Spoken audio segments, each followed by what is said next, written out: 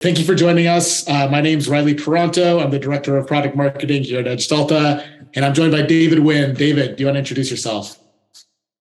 Sure. Thank you, Riley. Hello, everyone. My name is David. I have a title here on the screen, but really I just sort of do everything around here that is technical and involves making sure that everyone knows what we do here at Edge Delta and how it could help. So it's a little bit of this, a little bit of that. Exactly. I think that's the best description you could give. So we're here today to talk about Charting Observability 2023. This is something we're all super excited about. This is Edge Delta's first customer research report. So we talked to a number of DevOps and SRE professionals and got their take on a number of subjects. Excuse me. Specifically, we wanted to dive into observability data growth and the impact that that has had on both ROI and day-to-day operations. Candidly, this is an area where other vendors come out with customer research, but very few dive into these subjects. So we wanted to be transparent with you, our audience, and share what we're seeing in the field. And yeah, David, is there anything that you want to add to that? I think that's a good recap. The thing that I would add is that some of the research and findings we have here are expected. They are right within the lived experience of where we all are. And then some of them are interesting, particularly in how they quantify some of that experience. And we'll get into that here, but there's a mix of expected and a mix of surprising. I think that's good. That's a good teaser. So before we dive into the actual numbers, I wanted to talk a bit about our methodology, how we built the survey, the research report. So we surveyed 200 DevOps and SRE professionals. We wanted to get a varying background of responses. So we talked to folks in a few different backgrounds. If you were to slice and dice the data set, about 50% would be buyers or decision makers of observability tooling. About 50% use those tools to monitor their customer-facing apps. And roughly 50% build and run applications on Kubernetes.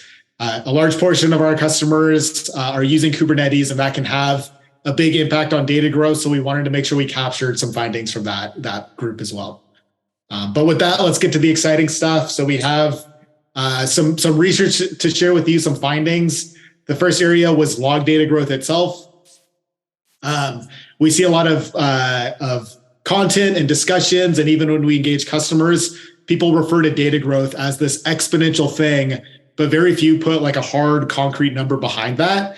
And so one of our goals with this research was to give you kind of a hard number so you could understand actually what data growth has been over the past few years, and you could kind of project that forward and use that as you kind of reshape your observability strategy. So we have two charts here. The one on the left is measuring just daily log generation. So this is the sheer volume of raw logs being generated day in and day out. On the right-hand side, we have the multiple increase over the past 3 years. So how much has this grown in the past 3 years? If we break down the charts, you can see about 38%, the largest portion of respondents, fall into this 500 gigs to 1 terabyte range. Roughly equal percentage fall into 1 terabyte plus. And then at like the upper part of the market, about 15% generate 10 terabytes or more per day. On the right-hand side of the screen, we can see what this has looked like over the past 3 years and how it's grown. So on average, teams have seen a 5x increase, and about a quarter of respondents have seen 10x or more. So David, when I show these numbers to you, does anything stick out to you? Does this reflect what you're seeing in the field? What's your take on data growth here? Yeah, I think no one is surprised that data volumes are going up and that they already started big. I mean, most respondents are here quoted at 500 gigabytes a day and growing. The thing that jumps out at me the most by far is the X on the right-hand side, because it's one thing to be growing 10, 20, 30, 40% per year. It's another thing to be growing 4x, 5x, 7x, 10x, which is a very significant portion of respondents responded that that's where they're coming from. What that means to me in terms of the experience for customers I've worked with is that if you take a Herculean effort to try and reduce these types of volumes that may involve standardization, coordination, a whole host of other things that might be going on that could be putting a drag on developer productivity or any number of other things. We'll get into some of that later. But even if you are very successful and cut your volumes in half, it's growing at multiples per year. And unless you get ahead of that curve in some way that's going to be sane to manage, you're going to end up in the exact same boat next year. And it may just become a continual process to continually try and cut that down unless you can really change the function in a meaningful way. No, like kind of what you're saying too, it's like, let's put these graphs together. If it's been on average 5x over the past 3 years, and most people are at 500 gigs a day now on the more conservative side, let's project that out 3 years. We're looking at 2.5 terabytes a day and more. And so it's like you said, it's not just getting these small gains that your team has to constantly revisit. It's about kind of rethinking the practice as a whole. So that's what stuck out to me too. It's just kind of putting these two graphs together and determining what that means for your practice. Next chart here, this is another thing that is semi-related to data growth, but again, something that's not necessarily quantified at large is sticker shock. This is one of the most common things I hear from customers is anecdotal stories of the surprise bill, or maybe we're up for renewals and we engaged observability sales team and they're shocked by what the license is going to look like in the next year or so. So we get these anecdotal stories. They're very common, but again, it's hard to tell how prevalent that is from a percentage standpoint. Unfortunately, it seems very, very prevalent. So over half of respondents experience sticker shock in the form of overages or unexpected spikes, at least monthly. 98%, so basically every person we talk to face these costs a few times per year. And then 84% of respondents agree that ROI hasn't grown at the same rate of cost. Again, kind of putting this back on you, David, like when you see these numbers, and I know you dived into some of our other findings, was there anything that kind of popped off the screen when we were looking at the results? You know, this set of data here actually speaks to my favorite number in the report, which is the only 0% we've got for all of the responses, which is frequency of overages and spikes. How often does it occur? Never. 0% of people said yes. So that includes, thinking about the previous graph, the people that also have no growth in their data volumes. There are still surprises to be had. So everyone is in the same boat, and it's a very common position that lots of companies are trying to figure out what they can do to get ahead of what's going on here. Totally. And when I think about like what's at the root cause of this, like there's a few different things. Like we've already talked about data growth. That's obviously a huge factor in this. Like there's just more data today, and I think that causes surprise. I'd also call out that when you look at some of these bills, there are so many different levers that you're being charged on that it's really hard to predict up front. This is what I'm going to be paying. And so it's just kind of becomes a fool's errand to try to get realistic projections out there. I'd also call out that just like platforms make it really easy to get data into the platform, and that can make it easy to also ingest or query things that you didn't necessarily intend to do so.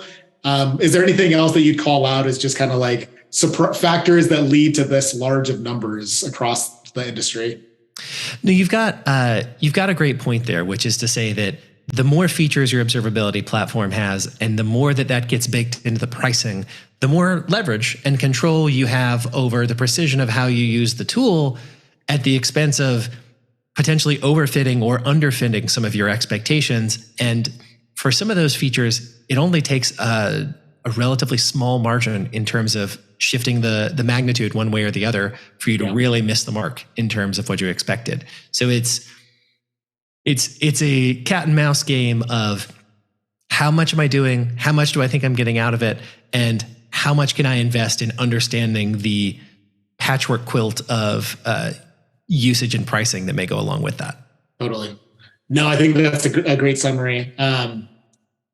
So moving on to the next kind of like batch of results we have here. So we've talked about data growth. We've talked about sticker shock. I think the natural next step is understanding how teams are responding. In the survey, we wanted to hear from like a budgetary standpoint, how leadership teams are responding. We also wanted to think about operationally how teams are responding. So the first half here is we're looking at leadership teams. So is this something that you're aware of and that might be a blip on the radar for the rest of the team? Or is this something that you are being pulled into the principal's office about and being asked, why is observability vendor X, why is this such a large line item on our costs? The answer is apparently it's very common. So 93% say their leadership team is aware of rising observability costs. 91 anticipate that the leadership team will scrutinize these costs over the next year. And again, similar to that 0% number, this like inverse statistic stuck out to me. Only 1% claim their observability costs aren't rising. So universally across the board, everyone is seeing these spikes. Everyone expects their leadership team to put more scrutiny on it. This is often a big compelling event when we talk to customers. Is there anything that you would add to these numbers here, David? I want to say good job to the 1% because it's worth, well, what that suggests to me too is that there is a way out. There are capabilities and technologies in place that can help you manage this. They aren't widely deployed yet. Most people still have the same approach of collect all melt information and pray we don't have a meltdown on the other end of the pipe. But what the other numbers here reflect is that this is a concern that is growing up and down the organization. So not only are practitioners worried about where they can put everything and how they can keep things performant, but also leadership is taking notice and saying, compared to maybe the infrastructure cost for our production, we want to make sure we keep these things in check. Yeah, absolutely. And like what you just said as well, kind of the anecdote we hear again and again is when you look at your costs, observability is often number 2 right behind the infrastructure itself. And so it becomes this almost prioritization of, does this actually add up and make sense for us as a business? So it's definitely something to watch for the next year. Again, like I wanted to also think about operationally how teams are responding. So when we engage customers, one of our first steps is understanding what strategies the customer has already attempted in order to get these observability costs down. We often hear about just limiting the amount of data you put into the platform. So again, measuring the prevalence of that, about 82%, so a very large portion of respondents practice this either often or all the time. We wanted to go one step further and think about like, okay, what does that actually mean? How are you going about this? So we had respondents kind of stack rank their different strategies for limiting log ingest.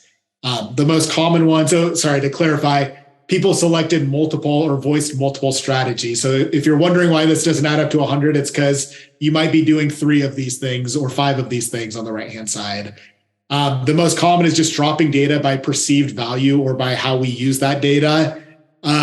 Also very common is parsing and removing unneeded fields to bring down the verbosity of log lines. I know it's last here, but still a very large number. 30% are dropping data randomly. So I guess like when I look at this, my takeaway is there's no perfect science to this. We're, as an industry, still trying to figure out, how to go about doing this the right way. I guess when you talk to customers, David, does this reflect what you see? Is there anything that you would call out here as well?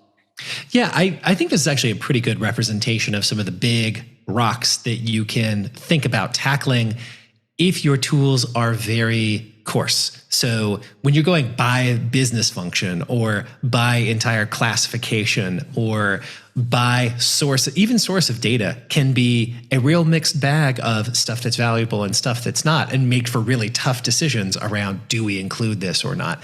This does represent some of the more coarsely grained options. The thing that jumps out to me, honestly, the most about this is that this is all of the strategies that companies know that they're taking.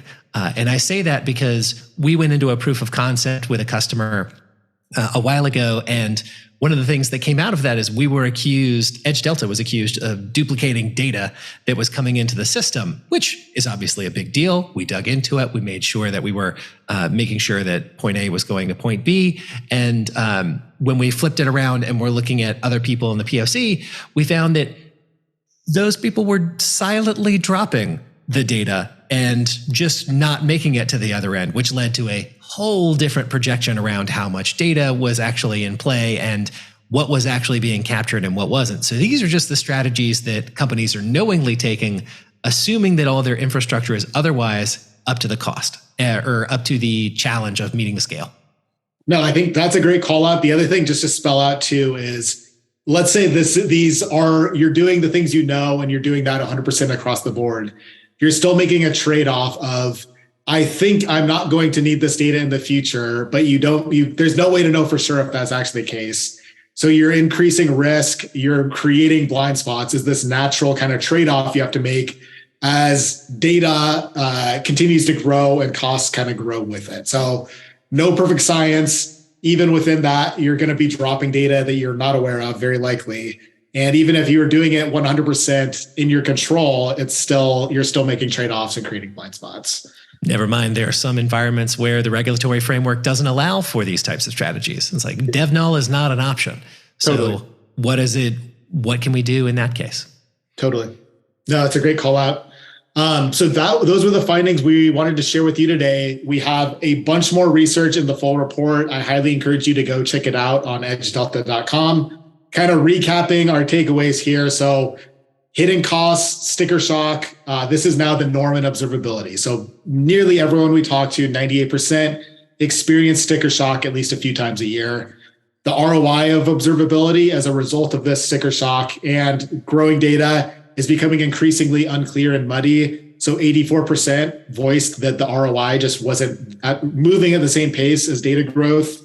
And then a large portion of organizations are discarding data and thus increasing risk. 82% are limiting log ingestion. So with that, I wanted to take a few minutes too to answer questions. I'm going to stop sharing my slides here. I'm going to pull up our chat really quickly, and I can start seeing what questions are coming in. So give me one sec. So first question we have coming in here, David, how do I figure out which data to drop? It's a good question. There are most observability tools, and it's going to vary a little bit based on which tooling pipeline you're making use of. But most have some degree of introspection in terms of understanding how the data is being used inside of the downstream destination tooling. I like to think of it in terms of 3 buckets. So you want to think about users, you'll want to think about queries, and you'll want to think about data itself. So when you're thinking about what data you can drop, it's worth thinking about who is actually logging into the system, who is making use of it, and who is constructing and getting value out of that information, because those will be the ones most impacted and probably the ones we'll want to talk to least, depending on what they're making use of. The second would be queries. So are we just getting the occasional keyword query that's going in and looking for error amongst a certain file or namespace for maybe a particular time range? Or has someone really taken the query language to the next level and is pulling in all kinds of stuff to do all kinds of correlations? Both of those are, the more complicated the usage, the less likely it is we want to take a look at that. And then there's finally the data. Most tools give you a sense of what kind of data is being used. Some of it is very hot. Some of it is used a lot. The half-life of data, though, is pretty short in the observability space. And also, there is a large swath of data that is waiting in the corner hoping it's going to be used one day, but doesn't always get the chance to prove its value. And what that says to me is that maybe that data is just sitting in the wrong place. If it's sitting in the highest capability index that you have, maybe that data would be better served being in something that's a bit simpler, that modern technology allows you to, and modern architectures allow you to have sort of a simple search experience with a number of different products, much more streamlined and much more easily at a lower price point. Or maybe that just needs to go to S3. And for the occasional rainy day we need to go pull it out, we can go pull it out from there. But those are the things that I would look for first, is at the furthest end of the usage system, and then pull back from there into what data sets make the most sense to route to either another system or another place, or in some other way optimize. No, I think that's a great summary. And we had another question that is very much talking about the same thing. So this next person asks, what's the alternative to dropping and sampling data? I think you hit the nail on the head there. It's not everything needs to belong in a hot, searchable, premium storage target. And there are technologies out there now that enable a simpler search experience or a object store based experience to where you are getting access to 100% of your data, but maybe not getting that full Cadillac experience across all your data sets. Yeah, we really at Edge Delta, we really view routing data, which is sort of this fundamental thing, as really the first step of getting back to basics of how to run an efficient observability practice, because your high capability indexes should absolutely be used for all the stuff that they are good at. The thing that a multiple dollar per gigabyte ingest system is not going to be good at is optimizing cost. And it doesn't matter how many knobs are on the other side of that ingest toll booth. Really, the better thing is have one of those for all of your high value data. And then for something that's much more along the lines of a couple of dimes on the gig, send most of the data to that in case you need to dig in more deeply. A common pattern we'll sometimes see is errors can go to one and everything info and below can go to the other, but there are a lot more sophisticated ways depending on what your department needs. Totally. No, it's a great summary. Last question we have here. When you talk to customers, what are the biggest causes of data growth? We can kind of go back and forth.